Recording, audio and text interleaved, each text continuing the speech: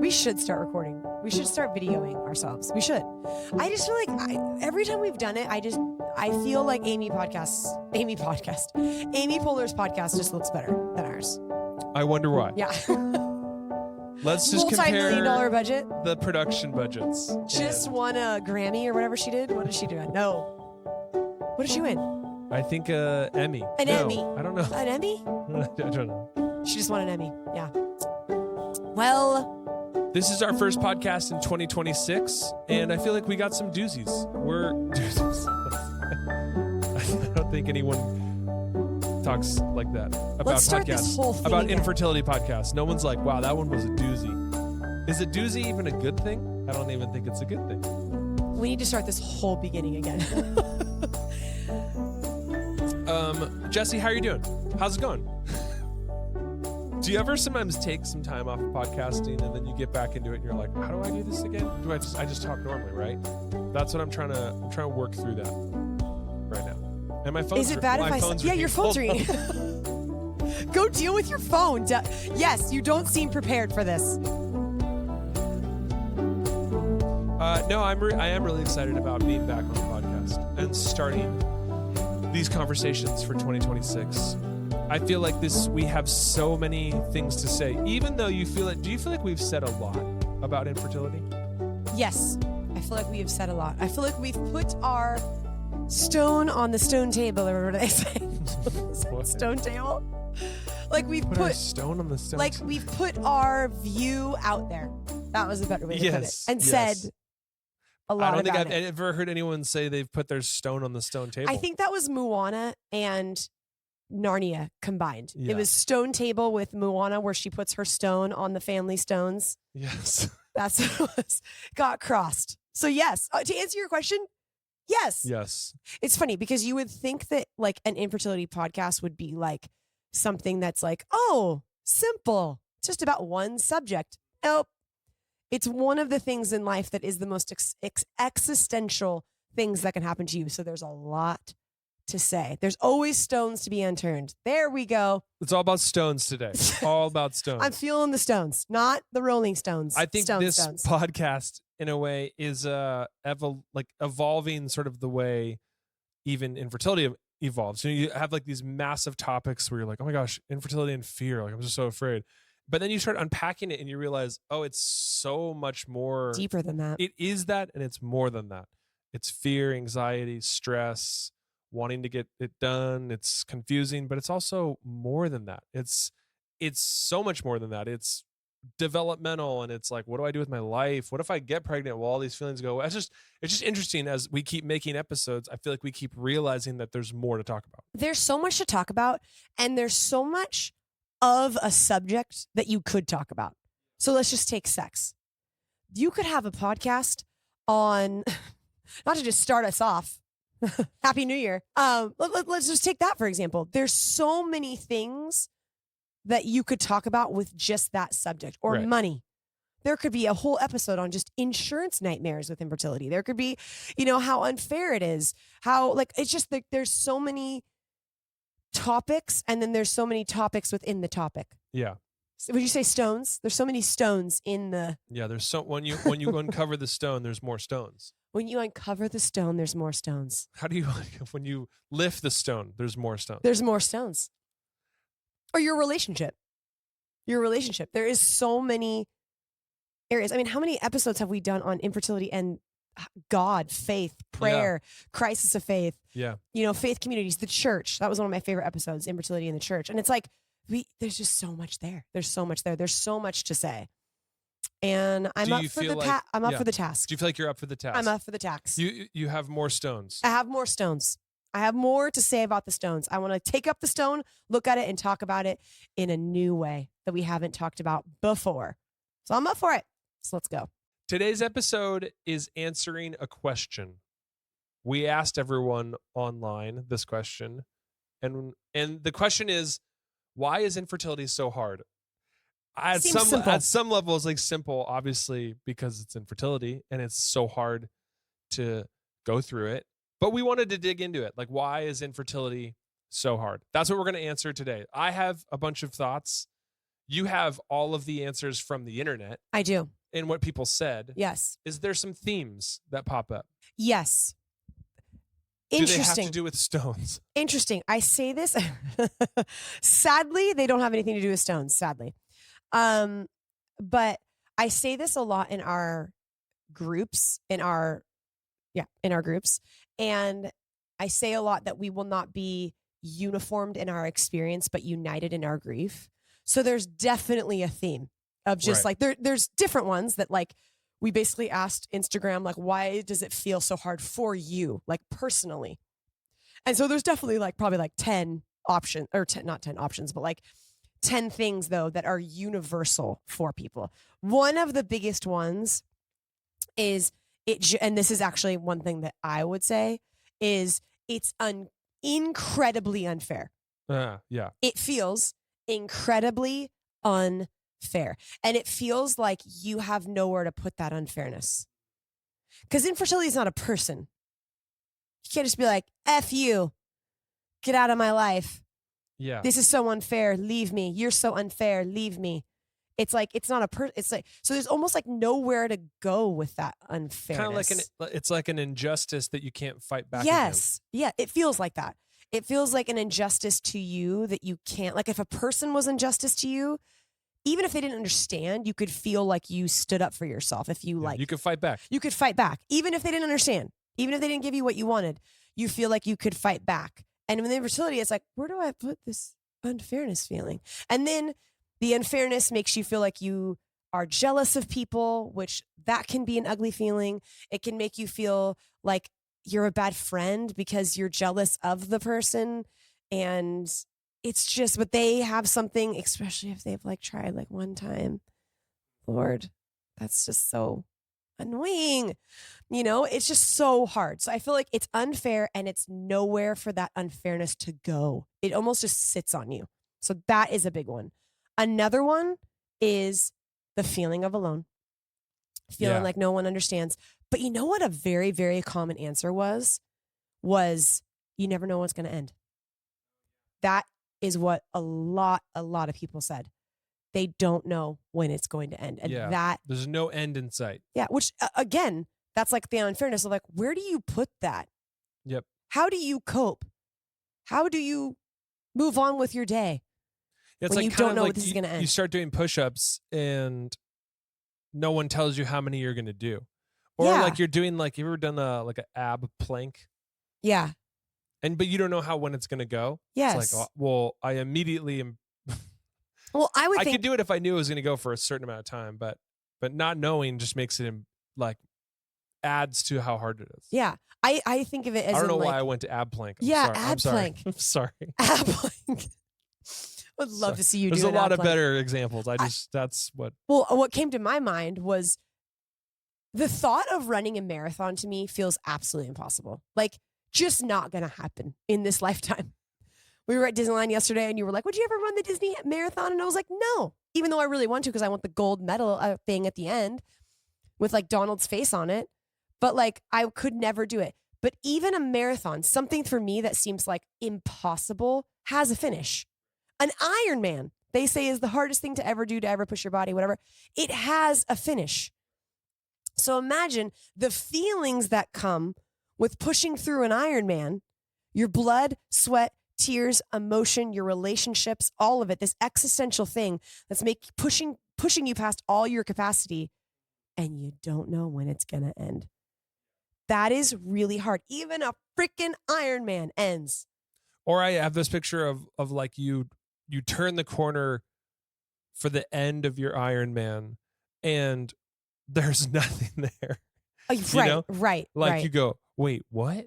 You know? Right. Wasn't this like I made a wrong turn, or this is where the end is supposed to be? And then when you get there, someone just like sort of like like a phone rings and it goes, oh, I'm sorry. You got to do it again. You just got to do it. Like, yeah, sorry it didn't work.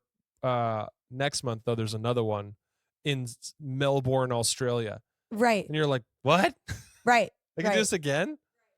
And how many times can you do that? Until you just lose it. The Ironman would be passing out. So that's how it would end. Yeah. But, and I'm not saying that as in a thing of like, it never ends. Like you're going to be struggling with infertility as in trying to grow your family actively your whole life. I mean that you don't know when it's going to end. Is it going to be you that you're just like, I can't do this anymore? Is it going to be moving on to something else? It's all of the season of that. infertility. Like how long will that last? The season of infertility, and when to know when to stop actively trying, if that's an option for you that you would want to do, or move on to something else, or am I going to end up pregnant? Like, it's just, you never know. You never, ever know when it's going to end. And that is so hard. Imagine tapping someone at the end of their Ironman, being like, actually, it just got pushed. It just got pushed. You have to do it again. Yeah. Meet us in 2 weeks in Tucson, Arizona. They would be like, no. Be like, I mean, I'm assuming that they would be like, no, I'm not doing it. Yeah. You know? It's so hard. Yeah. Or maybe they would do it once. Yeah. And then at the end of the second one, they'd be like, I'm done. I Meet can't. us in Florida. You're like, I can't, Right. I can't keep doing this. But imagine not being able to stop, or not knowing if you should stop, or that you have to keep going, Or how to stop. or you have to keep going because you're going towards your goal. Like, you're going towards the goal of growing your family, and you're hoping that the next IVF cycle will work, or we've only done IUIs, so we got to go to IVF. Like, whatever it is, it's like the feeling that you can't. So it's like tapping yourself on the end of Ironman and being like, okay, you got to do it again. And you just going, okay. And then you have the ugly feelings where it's like, and it's unfair, and it's lonely, and I've been ditched by all my friends, and I really want this. It's like, it's such a grave, heavy feeling. And it has these uncomfortable or hard feelings that come with it. So it's ungrounding, feels never ending, Unfair. and then all these other feelings. And then it's just, a lot of people also answer just lonely, just absolutely lonely. And it's lonely because, why is it so lonely? If you had to pinpoint it into like one sentence, why is it so lonely? I think because the world at large doesn't understand it. Literally had someone at a conference one time walk up to me and she goes, oh, no one I know struggles with this. And I'm like, and I wanted to be like, yes, they do. They're just not talking to you about it. Yeah. Like, you know, like, I think as just a culture, yeah, because we had a uniquely knitted table, and she's like, what? No one I know struggles with this. I'm like, Right, right. Yes, they do.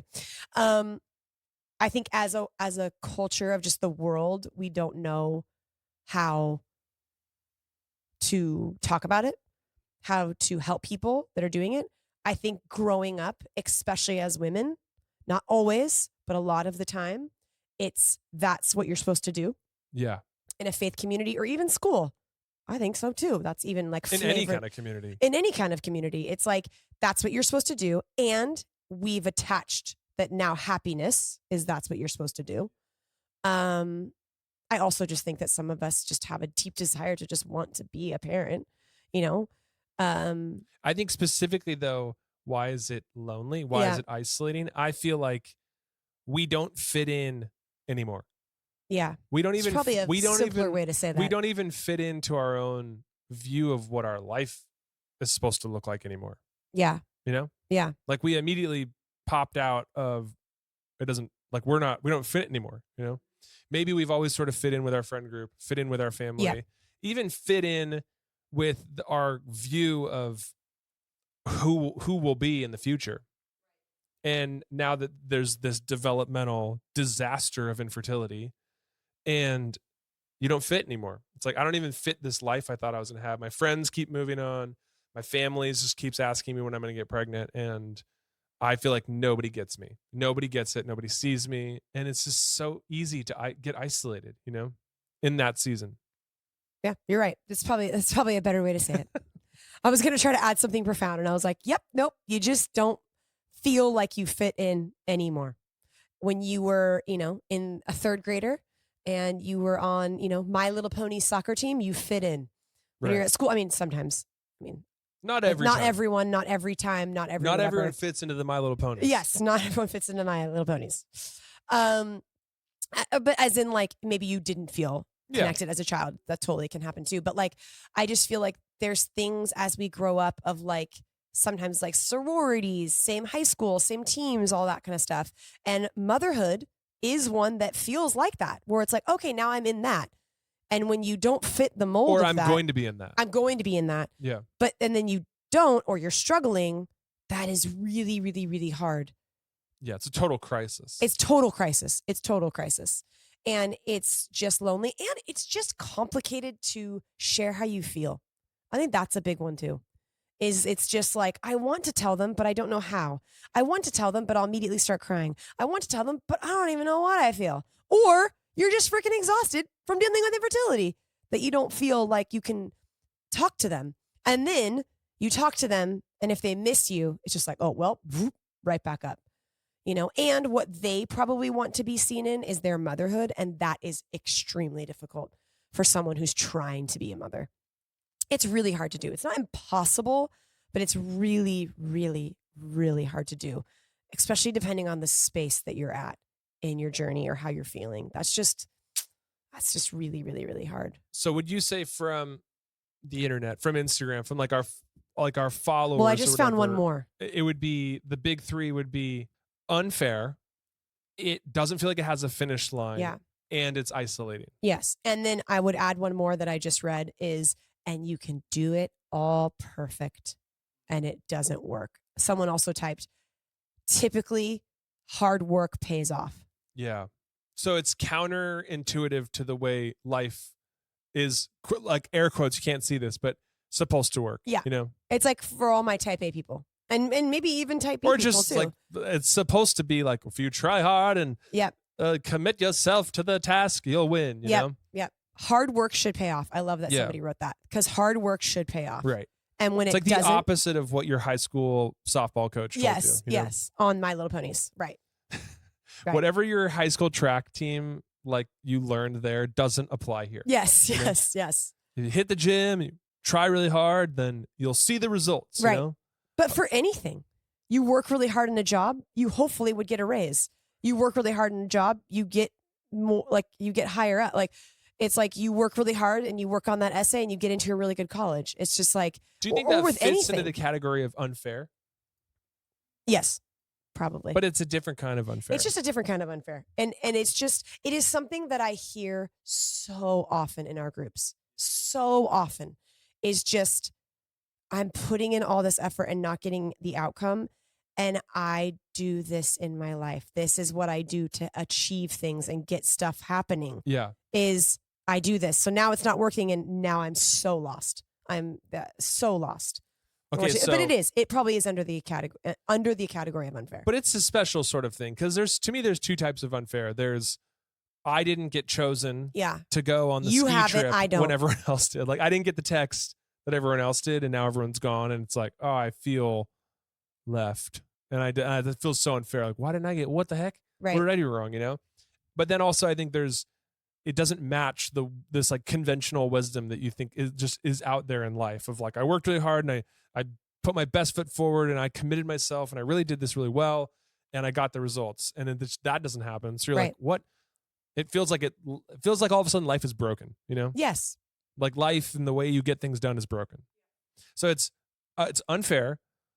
The finish line keeps moving. There's no finish line, and it's lonely, and it feels like life is broken all of a sudden. Yeah, that's fun.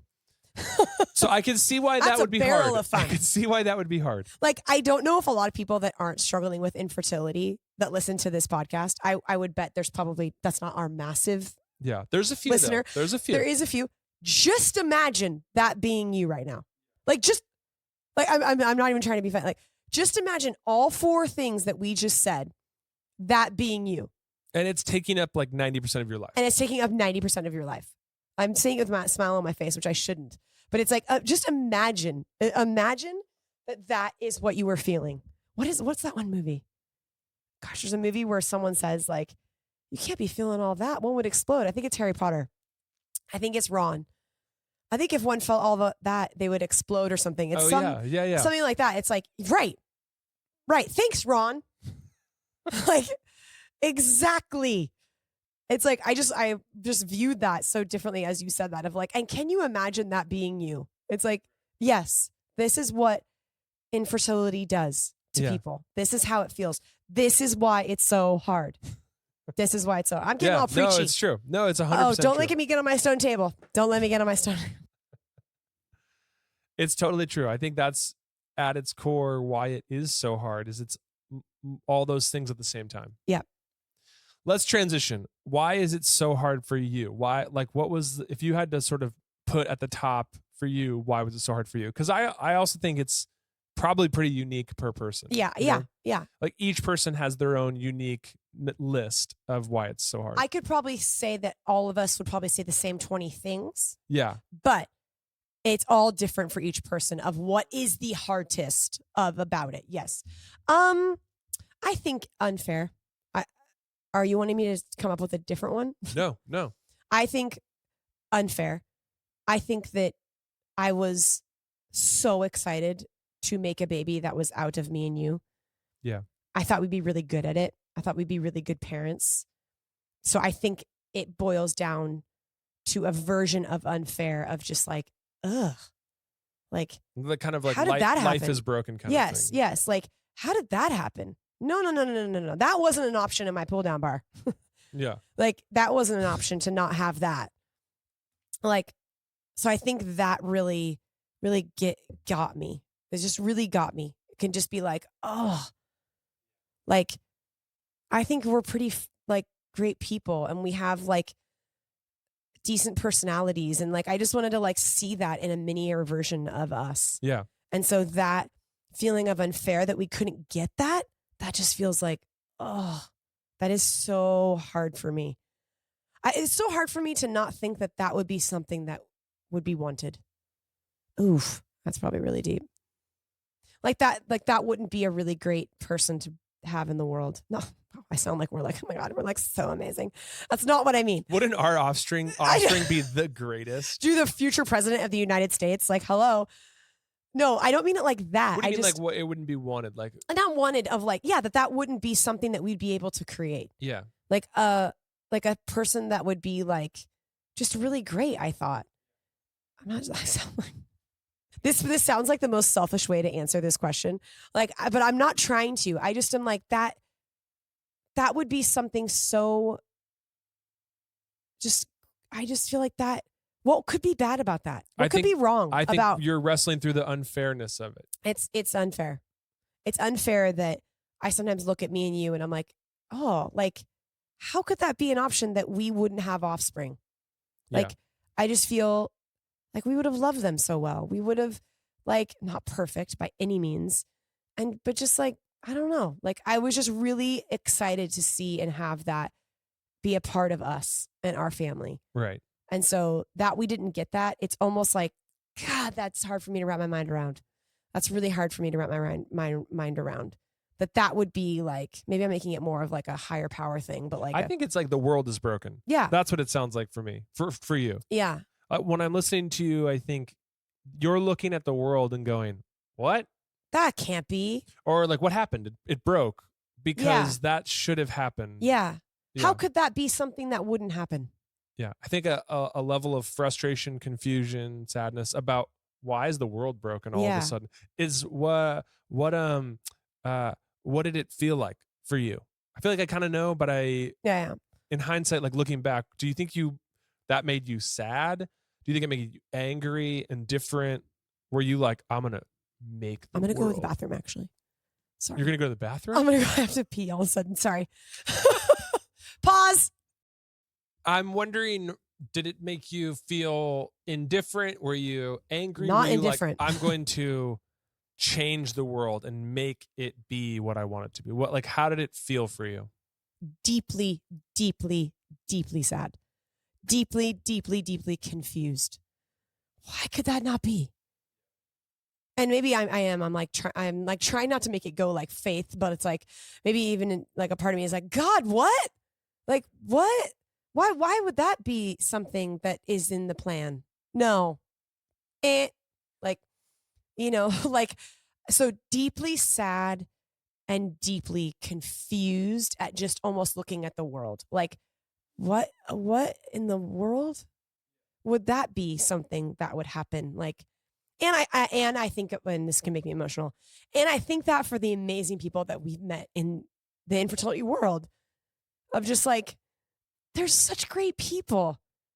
These 2 groups that I have right now, I'm leading right now. They are like the gemmest of the gems. Like literally, one of the girls in one of my groups ended and said, "Wow, you guys are all phenomenal people." And I said, like, worst club, best members. And I'm like, I mean that. Like these people are just like, I look at their faces and I look at them and I'm like, how could that be for you? Like, how can this be for you? Like, you would be such a good mom. You'd be such a good parent. And I think that goes into the unfair. And then you go to a place and you see parents be terrible and you're like, oh my God, like, how could that be? Like, so I think that with the people that we've met in this world of just like, you're like so dear and so sweet and so great. And I'm so sorry that and maybe I'm even crying for myself of like, you're such, I was going to say, you're such a great person. I'm not trying to say that about myself, but like, I You view are a great it. person, Oh, Jesse. thank you. I don't mean that way. I just mean like, I'm like decent. So like, why? Like, but these other people that we meet just along the way, I'm just like, and I look at sometimes of them as couples and I'm like, why? Why were you dealt these cards? This is not right. This is not right. You are such a good person. Yeah. It makes me deeply sad. So what about for you? I know you're a little bit more on the perfect side. So like, as in like that one that I just said about being perfect, like, I think for like me, the unfairness of that, like working hard, not perfect side. I meant like that working hard, your hard work pays off. Yeah. And this was like, oh, my hard work didn't pay off. What does that mean? I'm listening to you and I'm thinking to myself, for each person, it's probably unique It is. to Yeah. them in a very special way. Like Yeah. it has to do with who they are as a person. Totally. It like infertility highlights this very difficult thing. And it also highlights maybe sort of like some current workings that are already inside of you, you know? Yeah. When you were younger, that was probably part of how you made it through life. Understanding that there was this system, you work hard, good things will happen to you. But even more than that, a sort of just a comfort of the next thing's going to happen. I'm going to get this and that's going to happen. Then I'll get married or whatever. Then we'll have kids, and almost a comfortability and the reliability of that happening. And when it didn't happen, it was so painful. It became the hardest part, For me, the hardest part for sure was feeling out of control. People said that too.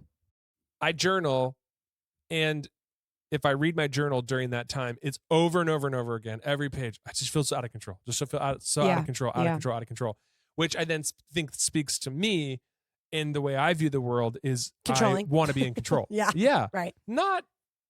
Hopefully not a bad level of control, but under a certain, I understand the way the world works, Yeah. And I understand how things are, and I can navigate those systems well. That's the sort of control I love to have.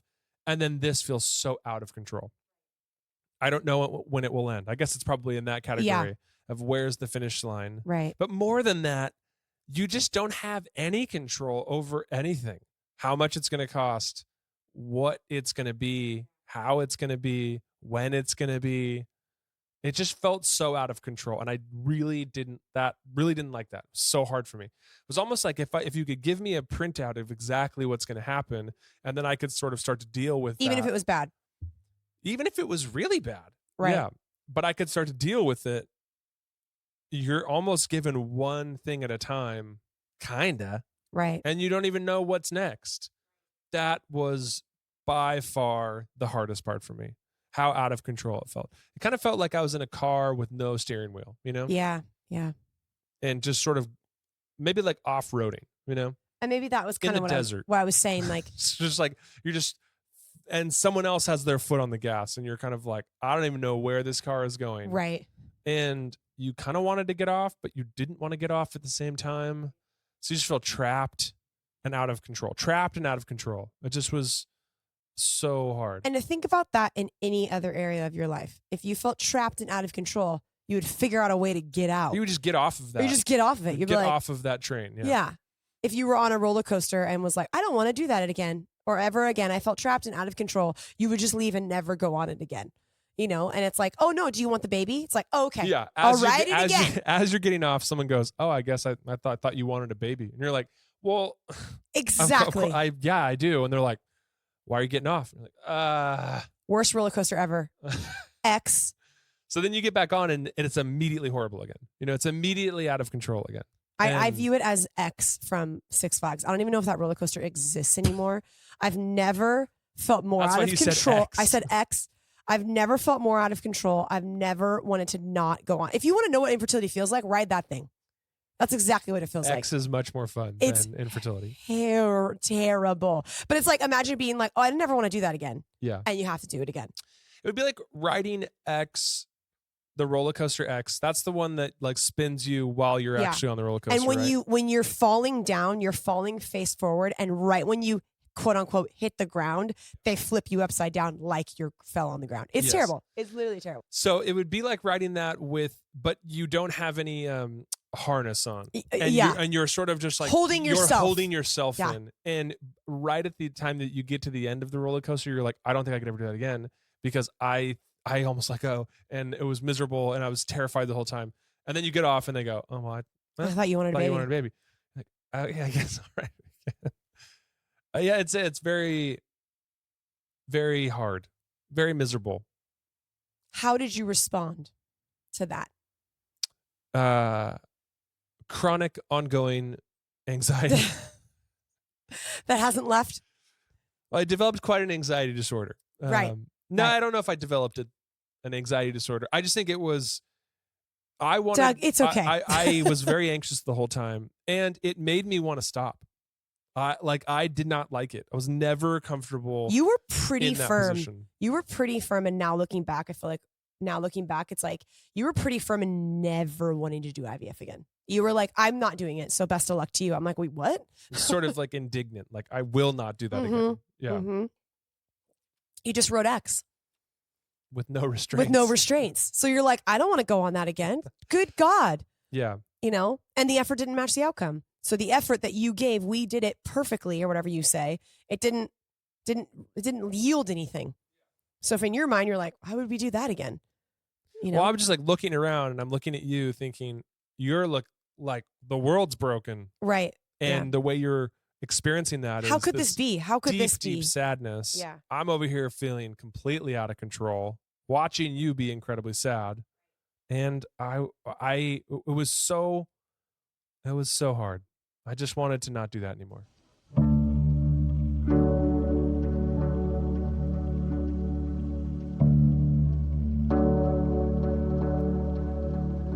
There probably is a top 20 list. Actually, we just said it was a top 20 list of the universal things of why infertility is hard. Yeah. But I do think that it is individual. I agree. Where probably people would say the same 20 things, but it's interesting that each, for like even our answers are not the same. And I think that depends on how you were raised, your personality, your past traumas, your whatever, like whatever you're bringing to infertility. Your life did not start in infertility. Like what were you bringing from the past, whatever that is for that comes into infertility? You didn't just like spontaneously exist when you started struggling with infertility. Even though for some things, I feel like sometimes I would think I did, or I would like age like the presidency in infertility. Like, wow, before infertility, I was this. A different thing. Yes. But I think it's interesting. I just think that's interesting. Yeah. I think that there are certain people though, and I think it's individualized of like, no, this thing. Like I didn't have as much fear of being out of control as you did. I was more like, this is unfair. There's so much injustice here. And I don't want to be sad about it. That was basically mine. I think it's important for each individual person to find their number one reason why it's so hard. Yeah. Obviously, there's more than one for every person. There's a whole Sure. list of reasons. But I think to narrow down, I guess I'll say this. It can be helpful Yeah, it can be helpful. to narrow down What is it? to the thing of like, what's really going on? Maybe it's a fear. Maybe it's a feeling. Like for me, it was like, I hate being out of control, which tells a bigger story about my life.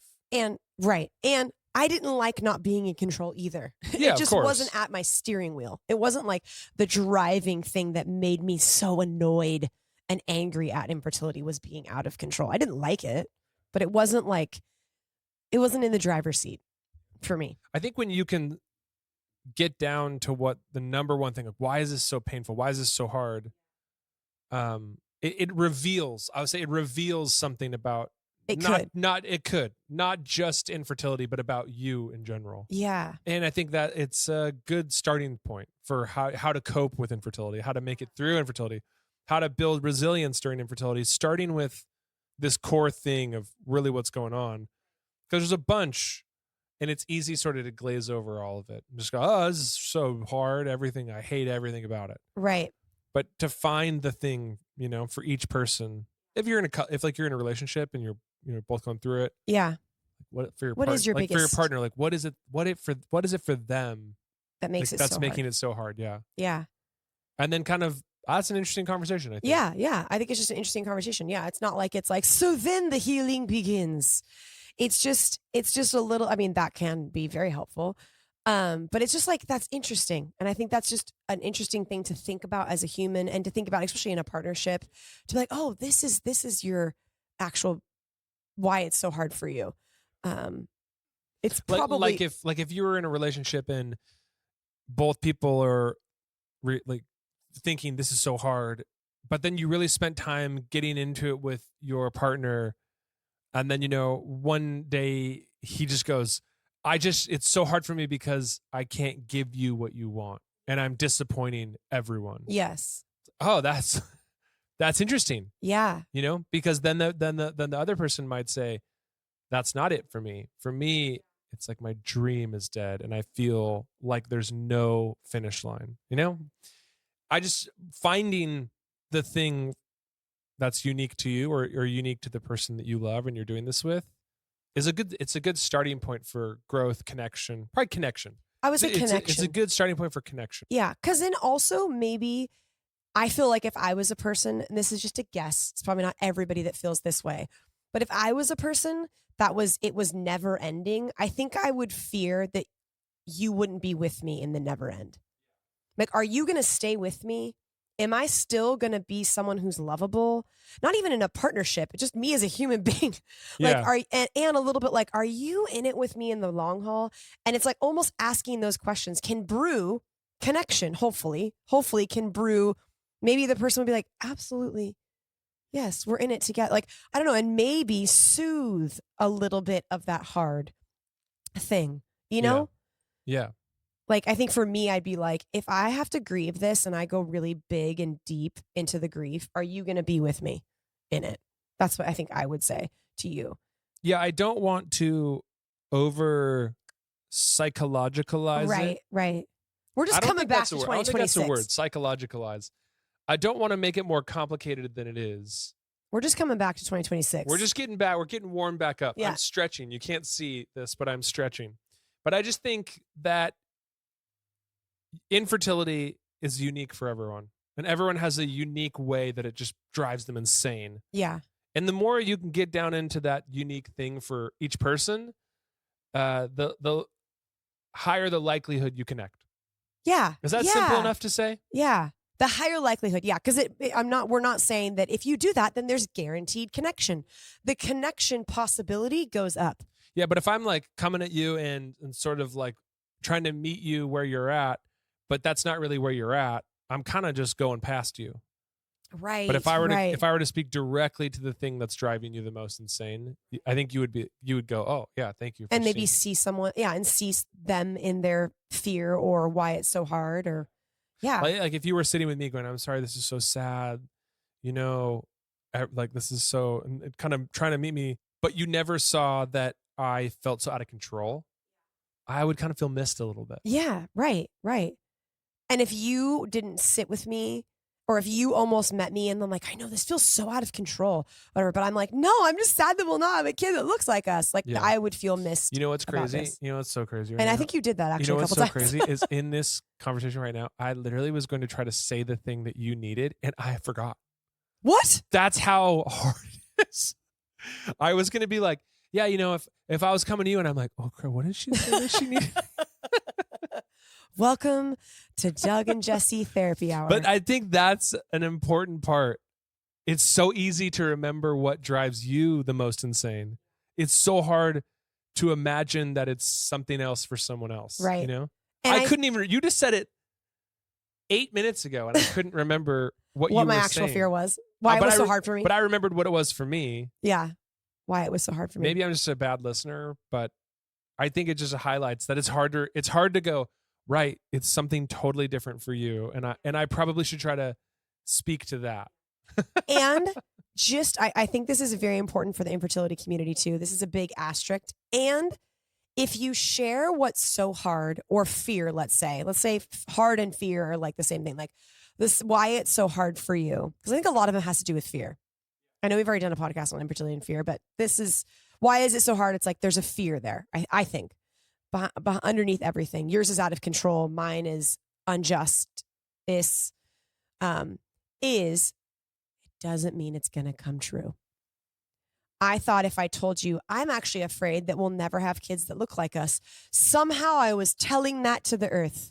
Like if you that verbalized the earth would go, it would, if you verbalized it, that just meant it was going to come true. What's interesting though is I think I was afraid to say my fear because I was afraid it was going to come true. And then for me, it did come true.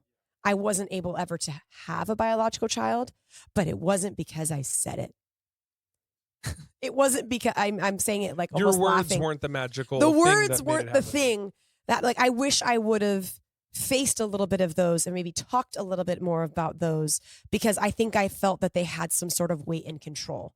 And once it happened and I was faced with that, you will not have biological children. It wasn't because I said it a year ago, 2 years, thought it.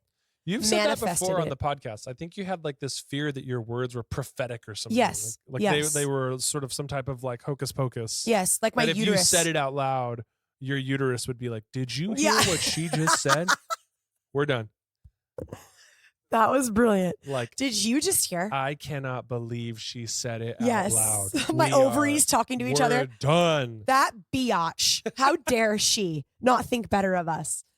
Oh my gosh, I'm dying. Exactly though. That's I really thought that. And then it's just take it from someone. Why I'm saying this is take it from someone that literally happened to, and it wasn't because of that. It was because of a The lot of words other actually would have things. helped you. That's what I'm. Thank you. Thanks for being here, Doug. I get it now. I think I get it. The now. words would have actually helped me, because at that point it was just boiling over. It was just boiling over, boiling. And then my fear is coming true, and I didn't even share my fear with anyone, and it's happening. Like, I think if I would have done maybe a little bit more processing with that, not pre-grieve the whole thing, because that's also confusing about infertility. Is like, how much do I pre-grieve? Because, you know, it could not happen to you. It could end up with a different path or whatever, or end up getting pregnant. But it was not because I thought it. It was not because I thought it. I'm going off on a tangent. No, I just if this is the first time you've ever listened to this podcast, you've never heard the words pre-grieve before. Pre-grieve. They know what it means. I don't think that's even that's not a common understanding of thing. But I think Do you want me to explain it? And it has to come from that Tom Cruise movie, Precog. Pre-Crime. Pre-crime. Yep. Which was the movie was Minority Report. Minority Report. That has to be what you're referring to, right? Yep, I am. The Pre-Crime. Yep. A movie where they use psychics to figure out what crime is going to happen before it happens, which is kind of what you're doing with grief. Yes. You're thinking that like you can understand the future and grieve before. That's totally a topic for another day. Yeah, I was just going to say, this is a massive wormhole that we just opened. Topic for another day. Or maybe for you, this is my second legend of you. I think if you came to me and told me that you were feeling out of control, you would think that I'm like, oh, you don't have it all together. You actually aren't doing as good as I thought you were doing. Like there was like, I feel like there's like a weakness in you that you don't want to show. Would that be fair? I think if You're giving me a look that I am 100% wrong. So I think if you, does that make sense? yes, it does, but it is fear, but it's different. If I were to come to you and say, I feel out of control, my fear would be that you would only confirm that, yes, it's out of control and there's nothing you can do. If I felt confident that you were like, yes, we're out of control, let's get this into control. And yes. That is not my go-to. Right. But to me, I would go, I don't even want to like look under the stone. Thank you. Because it might only confirm that, yes, things are more out of control than I could ever imagine. So I'm just going to leave the stone down. For you too, you don't want to lift the stone up and look underneath and go, this is all unjust. Yes. And this is wrong. Because if you look, it might be like, yep, it is. And now it's definitely going to happen. And now it's going to happen. Yeah. There's a lot of fear there. Right. Right. I think that's what I'm realizing as I'm saying this podcast. There's just all a lot of fear. Why is it so hard? Fear. What are we? It's just hard. Oh, is that our official answer? Why is infertility so hard? Fear. Fear. I mean, not the only thing. But I mean, in some ways, at the core of why it's so hard is it's so scary. It pulls on our fears. Yes. Like it's never going to end. I more went unfair. You more went out of control. I think the other one is like, it will never end. You don't know when it's going to end. It's fear. What if this never ends? What if this never ends with a baby? What if, I never get a kid that looks like me in your case? What if it is I can't control it. I can't perfect it. What is it? I do think a lot of it, why is it so hard? Is it's fear. It's just the fear is underneath whatever we said it's hard. Yeah. Or There's fear. I'm afraid to do the treatments that they're telling me to do. Right. I mean, right. even very tangible stuff of I don't want to take shots and stuff. I don't want to have to time things right. I don't want to go in and do all the ultrasounds. I'm afraid to do all of them. I'm afraid of doctors. I'm afraid of hospitals. There's a lot of fear that could be involved. Yeah. Yeah. Those are just like tangible fears. Those are like. Then there's the existential fears of will my life have purpose if I don't have children or something? And I'm talking about the existential fears. As one does. I'm talking about the existential fears. You're so existential, Jesse, Ugh, I am. How do you feel being back doing podcasts? 2026, you're feeling good? I love doing our podcast. I do too. I really do. I really love it. I love our listeners. I hope that people really do get a lot out of being on this journey with us. Yes. Not everyone will struggle with infertility forever. Some people, there's some foreverness to it. Yeah. It's like for us, we will forever have this be part of our lives. Anyone who's ever gone through it, it's now part of your life in a very permanent way. Yeah. Some of us are in it right now. I just hope wherever we met you in this whole thing, I hope you know that we care for you. Yeah. And that we're not going anywhere. We're talking about infertility for the foreseeable future. So, well, I always say that whenever you need us, you know where to find us. Like we will always, always, always be here for you. Yeah. I'm just honored to be any part of your infertility journey. Hopefully to give you some validation, hopefully a little bit of hope sometimes for you as a person. And just to, I don't know, help you and encourage you and to see you along the way. So welcome to 2026 Infertility Feelings Podcast. Here we go. Jesse, one last thought before we go. If people wanted to talk to us, what could they do? Comment on an Instagram post, sign up for a group. The one way you could talk to me probably, or just say hi to me, is if you comment on one of these episodes on Spotify. I feel like you said that to say that. It was slightly leading. You know what? Just let's start. Let me just say this. I think I want you to say hi to me on Spotify. Yeah. Should we just have comments? Just be like, hi, Doug. Just say hi. If you're listening on Spotify, just say hi, and then like how fun we could just say hi to each other. No, I think they should say hi, Doug. They should say hi. If you say like, hi, Doug, I will say hi. And please comment as much as you want on our Spotify stuff. It's fun. It's a fun way to we could see each other in the Spotify comments. The way that you wanted to say that started off with a thing to ask, to talk, and then you said it through a spot. That was hilarious. Hi, Doug. Can't wait to see all the comments. Love it. I'm excited to see you in the comments. And I'm excited to be back. We're back, baby. Yep, we are back, baby. Any last thoughts for people as we start the year, Jesse? See you at the stone table.